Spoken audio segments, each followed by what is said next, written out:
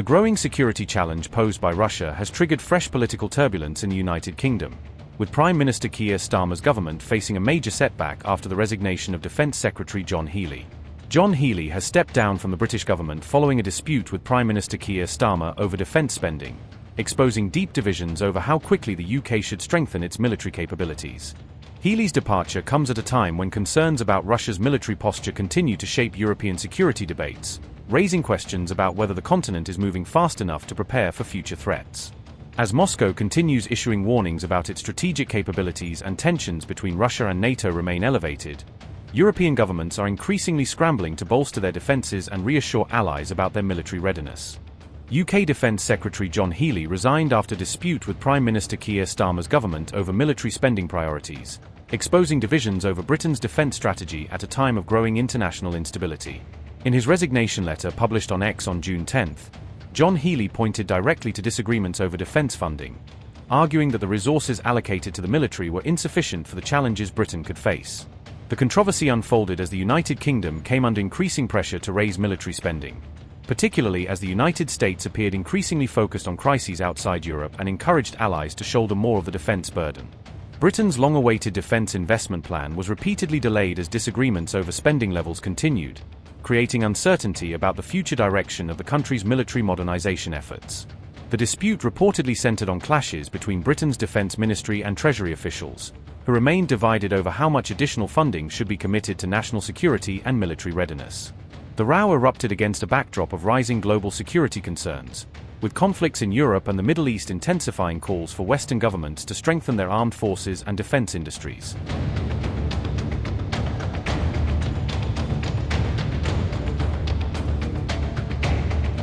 The tweet by now resigned UK's Defence Minister, John Healey said, and I quote, "As I've outlined to you, there are credible ways of meeting the mid-term funding challenges, working multinationally and as other European nations are doing, to allow us to protect our ability to deliver the missions of our Labour government.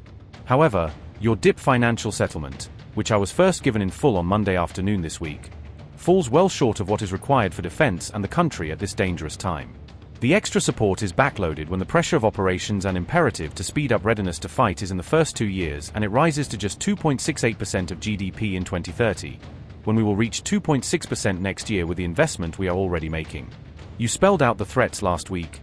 It is our intelligence assessment, and the assessment of other countries in NATO, that there could be an attack by Russia on NATO as soon as 2030.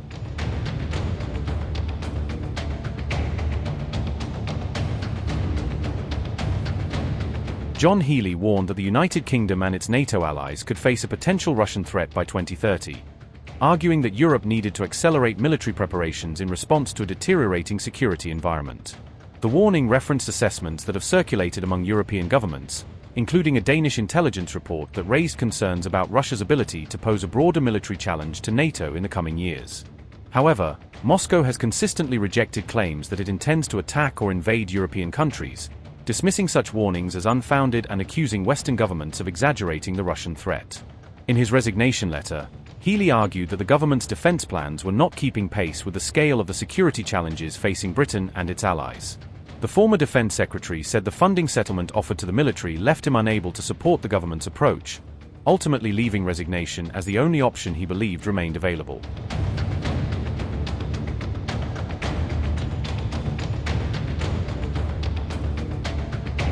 As Vladimir Putin's submarines prowl closer to Britain's maritime approaches, the Royal Navy is grappling with a fresh crisis over the availability of its own nuclear attack boats.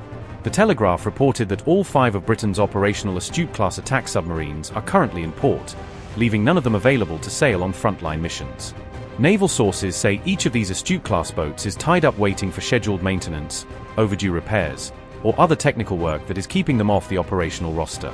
A 6th Astute-class submarine has formally joined the fleet but remains in trials and testing, meaning it is not yet ready to deploy on live missions or long patrols. Taken together, this leaves Britain with no nuclear-powered attack submarine currently at sea, an unprecedented gap in capability at a moment of heightened Russian activity. The alarm has been amplified by reports that Russian naval activity near British waters rose by around a third last year, putting extra pressure on Britain's already stretched fleet. Former British commanders now warn that this submarine crisis risks eroding Britain's military credibility, especially its ability to police the North Atlantic and deter Moscow. Former nuclear submarine captain Ryan Ramsey has branded the situation a serious wake-up call, urging policymakers to confront how thin Britain's underwater forces have become. Ramsey warns that we look toothless and claims Russia now knows the UK cannot reliably put attack submarines to sea, weakening the deterrent effect these boats are meant to provide. Analysts caution that Britain will steadily lose credibility with both allies and adversaries if it cannot sustain a constant underwater deterrent posture in the North Atlantic.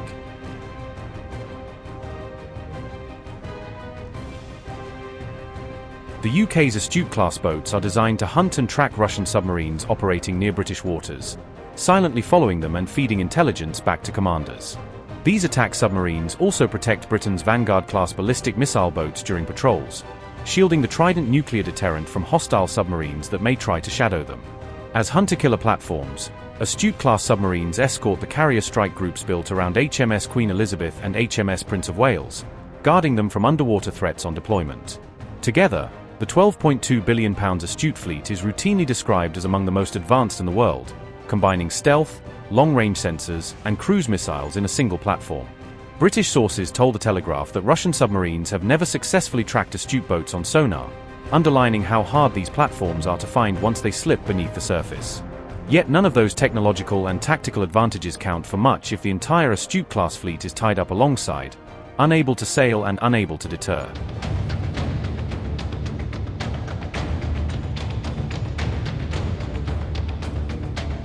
Vladimir Putin has stated that Oreshnik has not yet been used in the full sense against Ukraine, implying that its most advanced or heaviest configurations remain unused on the battlefield. On June 4th, during an interaction with reporters, he went further than before, revealing fresh combat information about how and when Oreshnik has actually been employed. He also disclosed that Russia is actively developing new strike systems as the Ukraine war escalates, signaling an ongoing effort to diversify and upgrade Moscow's arsenal. Yes, Western sponsors supply a large number of drones of various types, including long-range. Unfortunately, some of them break through, but Russia has an anti-aircraft defense system. Yes, we have to improve it. Yes, we have to strengthen it, and we will do it. But Ukraine does not have such a system at all.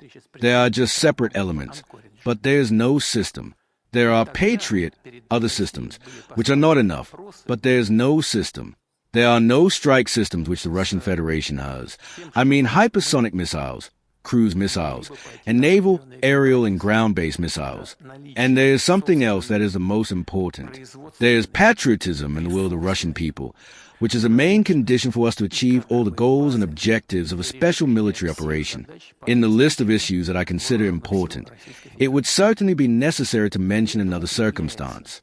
This is the presence of our own production, resource, scientific and personnel base to solve all the tasks to strengthen the armed forces of the Russian Federation. And this is strengthened every month. And, of course, it is the basis of all those achievements and successes that I have just mentioned. Therefore, to sum up, I would add this.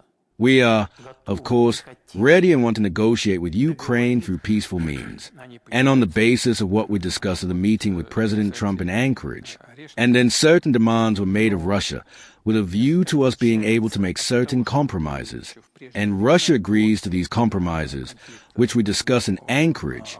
The Ukrainian side must also agree to these compromises, and the conflict will quickly come to its natural conclusion.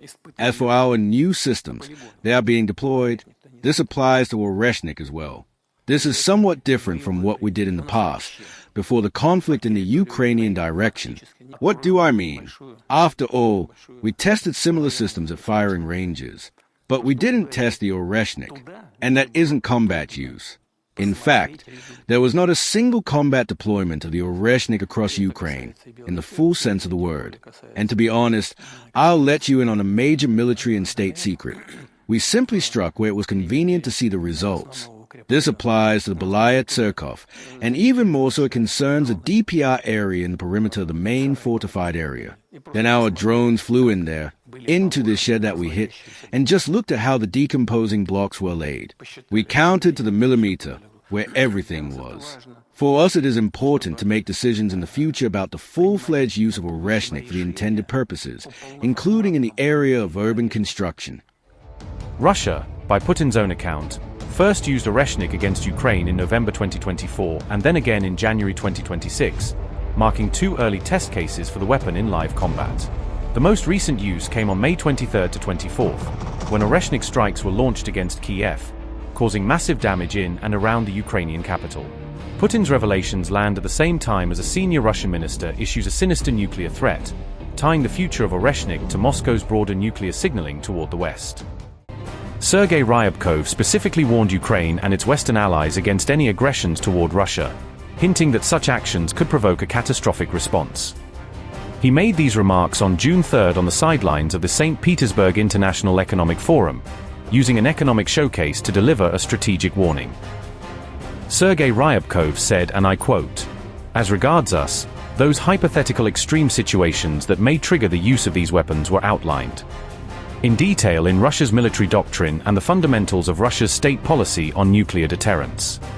To put it somewhat straightforwardly, these documents send a signal that encroachments on Russia or its territorial integrity by aggressors, including those who may possess such weapons, could prompt us to use these weapons in the worst-case scenario." End quote.